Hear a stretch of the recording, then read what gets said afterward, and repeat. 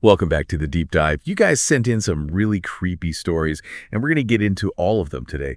All about disturbing things found in, well, places you wouldn't expect. Storage units, lockers, even safes. It makes you think twice about what could be lurking right under our noses. Yeah, it's so interesting how places like that, so ordinary, can end up holding such unsettling secrets? And as we go through these stories, I think you'll see it's not just about what was found, but why. That's the real head scratcher. Okay, well, let's get started then. First up, this one really surprised me. Storage units, I always picture, old furniture, holiday decorations, that kind of thing. Yeah. But this is different. We're talking Robert Dewey Hoskins, the guy who stalked Madonna. His storage unit, full of creepy stuff, you wouldn't believe it. A headless doll, knives, and then this weird mix of toys like a sumo wrestler baby doll, and, get this, a Barbie backpack. Yeah, it's really unsettling, right? It shows you how everyday objects can become so twisted when they're part of someone's obsession. For him, those things were probably his way of feeling connected to her, in his own messed up way, of course. The toys mixed in with the knives, though. That's jarring. Definitely hints at a troubled mind. It's like, peeking into someone's mind, and it's all these broken pieces that don't make sense.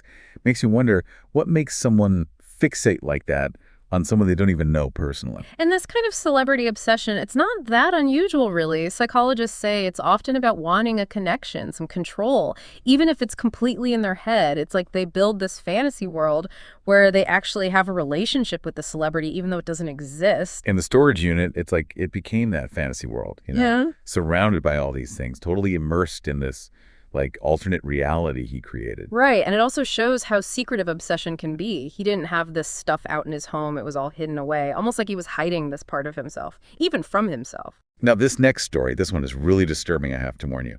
It's about a kid, a 10-year-old boy, who kept his dog's severed head in a safe. I can't even imagine what would lead a child to do something like that. It really brings up a lot of questions, doesn't it, about how kids understand death, especially when it's a pet they loved. I mean, to adults, it's horrifying, but for him, maybe it was a way to hold on to his dog, like she wouldn't really be gone. Yeah, it's a stark reminder that grief, especially for kids, can show up in ways we just don't understand as adults.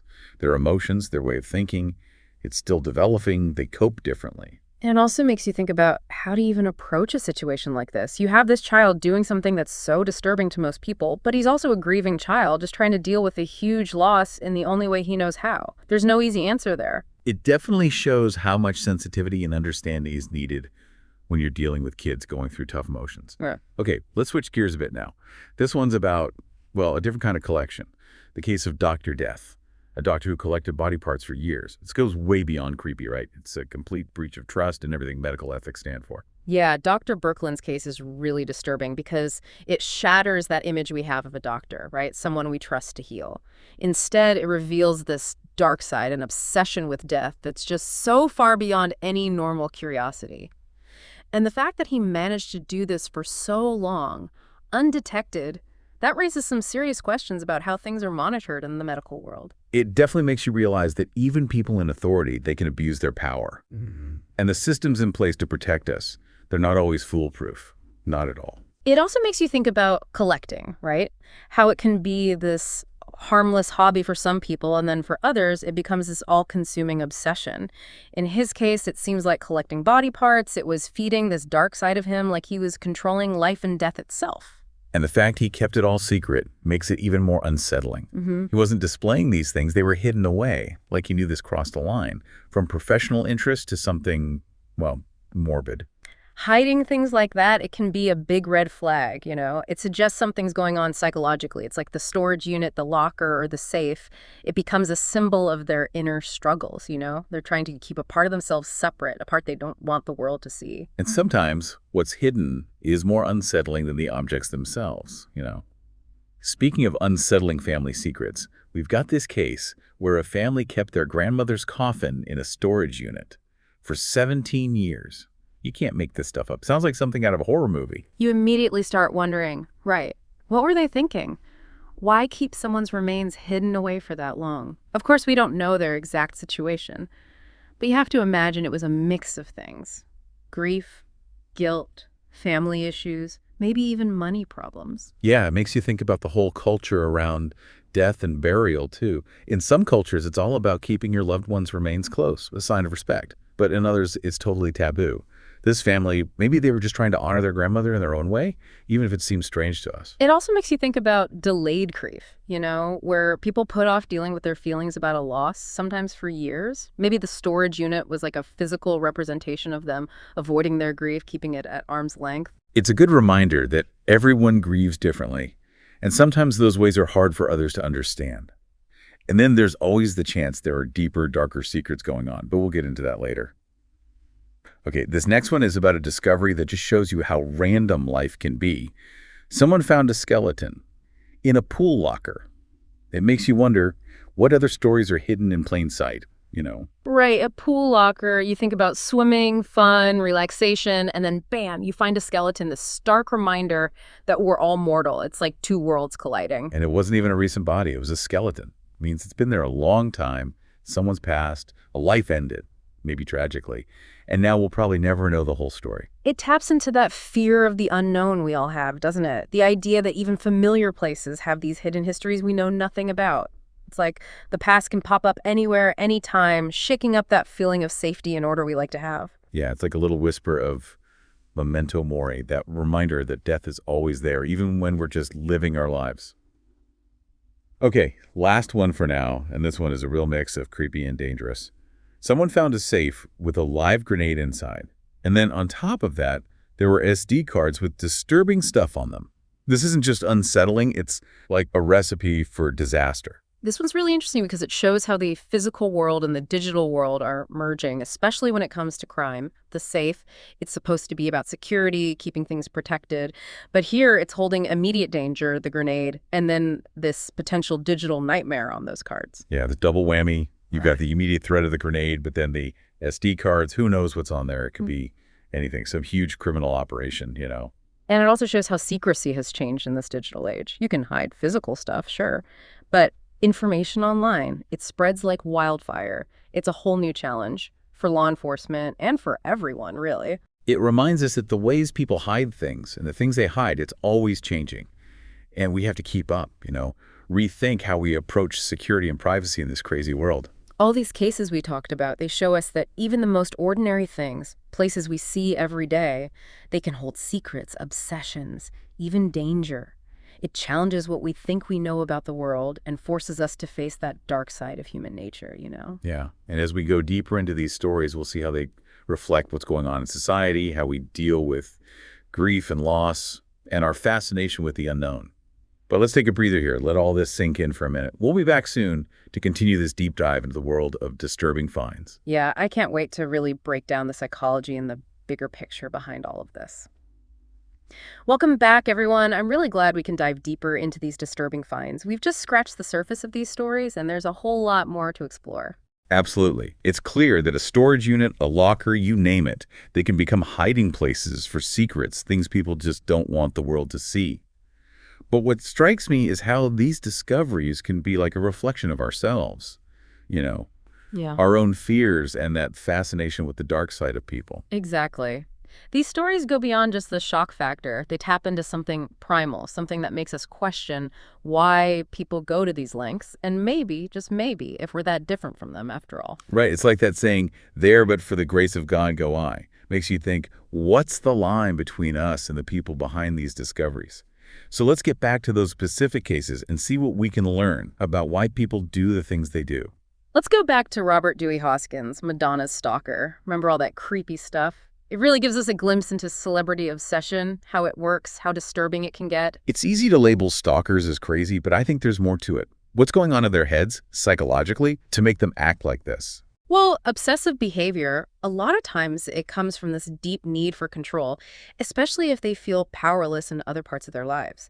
Think about celebrity stalkers. They latch onto that celebrity as a way to fill a void, create a connection that's missing in their real relationships. And the celebrity's not really reachable, right? So they become this blank slate for the stalker to project their fantasies onto. Exactly that. They build up this whole world in their head where they actually have this relationship with the celebrity, and they might even believe they're destined to be together, That delusion, it can get fueled by how the media portrays the celebrity, social media, even little things they misinterpret as signs. So the line between being a fan and being obsessed gets blurred, and their behavior escalates. They try to make that fantasy world real.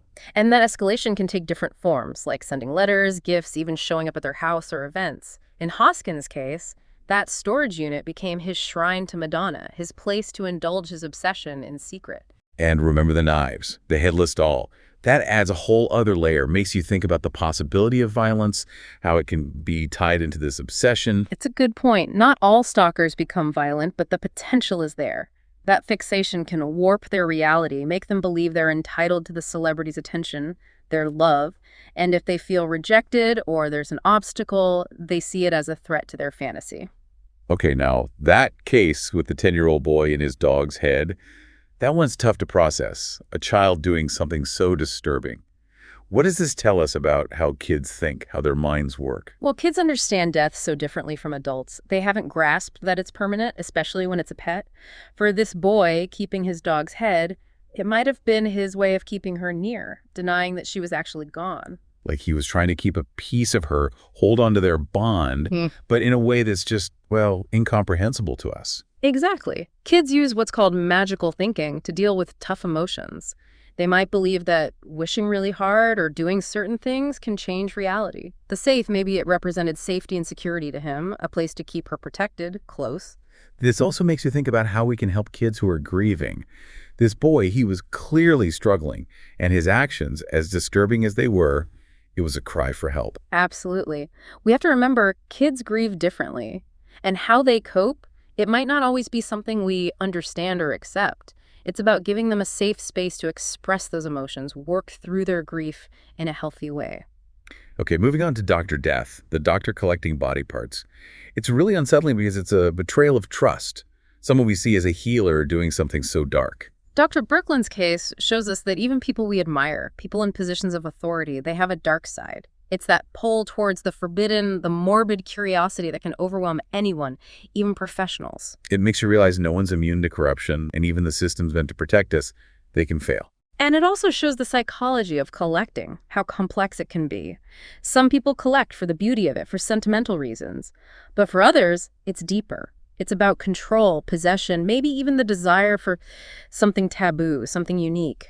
In his case, it seems like collecting those body parts, it was feeding this morbid fascination with death, like he was trying to control something that's ultimately uncontrollable. Right, and he hid it all for so long, which suggests shame, guilt. He knew it was wrong. And the betrayal of trust is just another layer of disturbing.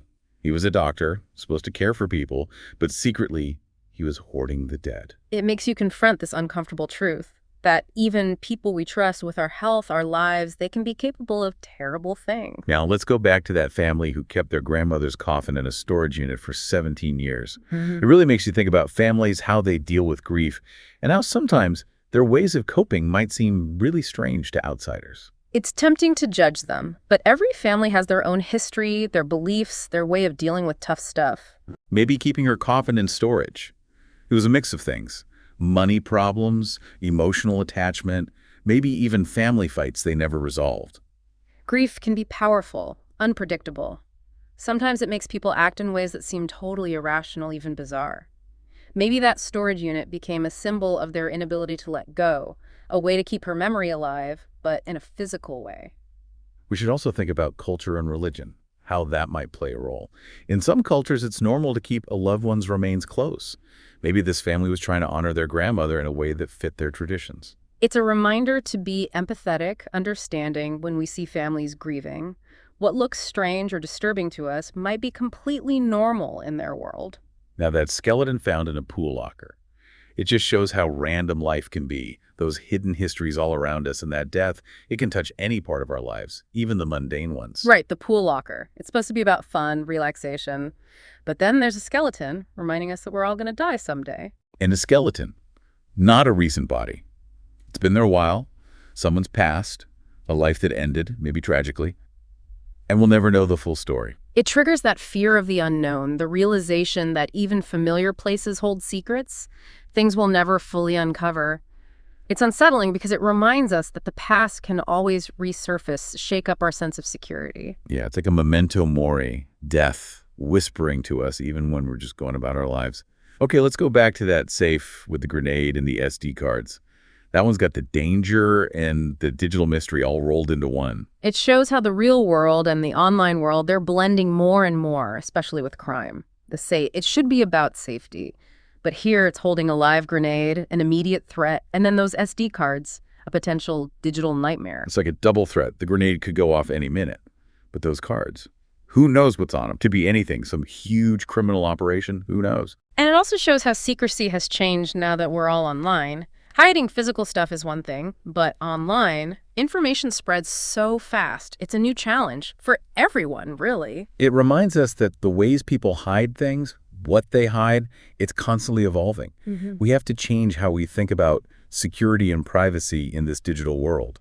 All these cases, they point to this idea that even everyday things, places we see all the time, they can be hiding secrets, obsessions, even danger. It makes us question what we think we know and face the dark side of what people are capable of. Right. And as we get into the last part of our deep dive, we'll see how these stories reflect bigger trends in society, how we handle grief and loss, and that fascination we all have with the unknown. But before we do that, let's shift gears a bit and talk about something that might hit a little closer to home. Remember that Reddit story about the hidden crawl space and the save yourself message? That's a perfect example of how even the places we think we know, our own homes, can hold disturbing secrets. That story really gets under your skin, doesn't it? Yeah. It's that primal fear of the unknown, realizing that there could be things hidden in our own houses that we have no clue about. Finding a secret crawl space is already creepy enough. But then you add that message, save yourself. It makes you think something bad happened there, something the previous owner was desperately trying to escape. And it's the vagueness of the message that's so scary. We're left to imagine what horrors might have gone down in that hidden space, what might still be lurking there. It reminds us that even the places we feel safe, they can hold secrets, and the past can always come back to haunt us. It also shows the power of our imaginations.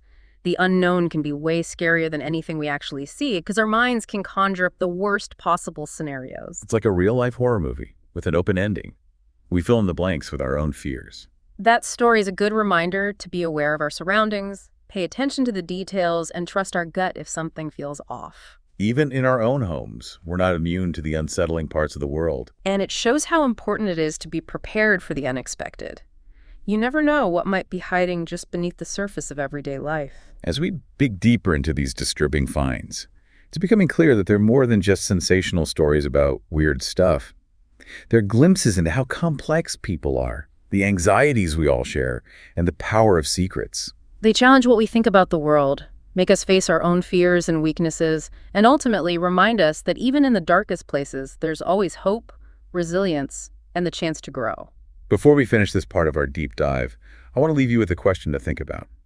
What secrets are we hiding from ourselves? That's a powerful question, one we all need to ask. We all have our hidden truths, fears, regrets, things we're ashamed of.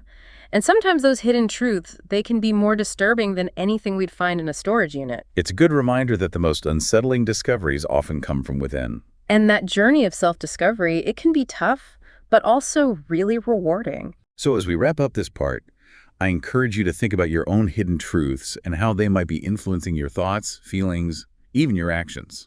It's a journey that can help you understand yourself better, grow as a person, and get a deeper grasp on what it means to be human.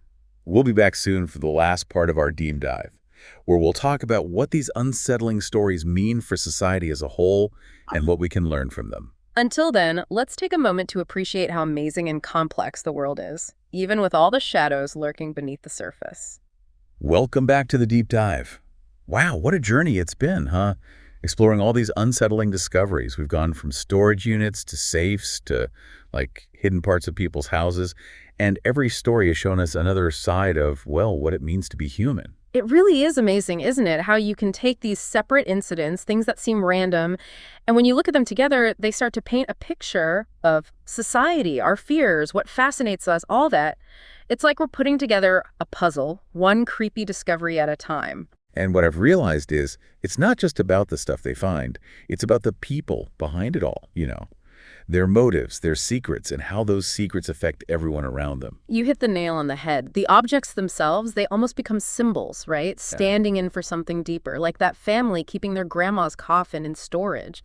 That wasn't just about, practicality. It showed their grief, their family issues, maybe even cultural stuff we don't know about. Makes you wonder, right? How many storage units out there are holding more than just old junk? How many are holding pieces of people's lives, their struggles, things they're hiding? And that brings us back to something we've talked about a lot. Secrecy. Why do people hide things? Is it self-preservation? Protecting others? Or maybe are they just avoiding stuff they don't want to face? It's funny because sometimes hiding something almost makes it stronger, Like with Dr. Death and his collection. Imagine if those specimens were in a museum. It'd be scientific, educational, but hidden in his basement. It becomes creepy, disturbing. Totally. The secrecy just amps up the fascination and the fear, It's like forbidden fruit, and we're all drawn to it, even if it makes us uncomfortable. And we don't just hide physical stuff. We hide thoughts, feelings, traumas, all that. Sometimes we even hide parts of ourselves from ourselves. Bury it so deep we forget it's even there. And that stuff, those hidden truths, they can have a huge impact on our lives, how we act, our relationships, even how we see ourselves. Think about that crawl space story, the save yourself message. Whatever happened there, it really messed with that person. Yeah, makes you think. How many of us are living with our own little crawl spaces, metaphorically speaking? Secrets, fears we've locked away because we're too scared to deal with them. And that fear, that avoidance, it can make you feel so alone. It can stop you from connecting with people and keep you stuck in those cycles of shame and guilt. So, how do we break free? How do we face those hidden truths? The ones inside us and the ones we see out in the world? It's not easy, but it usually starts with just admitting it's there. Being willing to say, hey, there's stuff I'm hiding for myself, from other people. That's the first hurdle. And then getting support. Could be a therapist, a friend you trust, even just finding people online who get it. That can make a world of difference. It's about finding that courage to, shine a light into those dark corners, Yeah. Face those things we don't want to see, but with kindness and understanding for ourselves and for other people too. And when you do that, you might find those things you were so afraid of, the things you tried to hide, they're not as scary as you built them up in your head. Actually, they might even help you heal, help you grow. It's like we're unlocking a different kind of safe, Right. one that's been holding us back. And when we do that, we're free to live more honestly, more fully. And when we learn to face our own stuff, we can handle the world better, too, We understand people who make different choices, people battling their own demons. We might even see that those shared vulnerabilities, that's what connects us the most. So as we wrap up our deep dive into all these disturbing discoveries, the biggest thing I've learned is that the darkness, the scary stuff, it's not something to run from. It's something to acknowledge, explore, and make part of how we understand ourselves and the world. I love that. Embracing the whole human experience, the good and the bad. That's how we become more compassionate, understanding, and, wiser. And maybe, just maybe, we get a little more peace knowing that we're all in this together with all our secrets and everything. Thanks for being with us on the deep dive. We hope it got you thinking, made you reflect a little. And remember, the next time you come across something unsettling, could be a hidden object, a weird message, even just a feeling you can't shake, don't turn away from it. Get curious, explore it, see what it reveals. Because sometimes those disturbing discoveries, those are the ones that lead us to the most important truths about ourselves.